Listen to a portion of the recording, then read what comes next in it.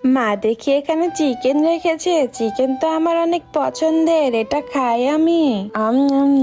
আমি তো মায়ের মুরগি খেয়ে ফেললাম, এখন মায়ের জন্য কিছু করতে হবে, না হলে মা জানতে পারলে অনেক রেগে যাবে।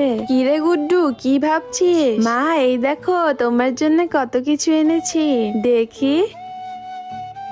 এত চিপস চকলেট কিসের জন্য গুড্ডু? মা আমি টেবিলের উপর মুরগিটা খেয়ে ফেলেছি। কি, তুই আমার মুরগি খেয়েছিস? দাঁড়া তোকে মজা দেখাচ্ছি, আজকে তোকে কেউ বাঁচাতে পারবে না।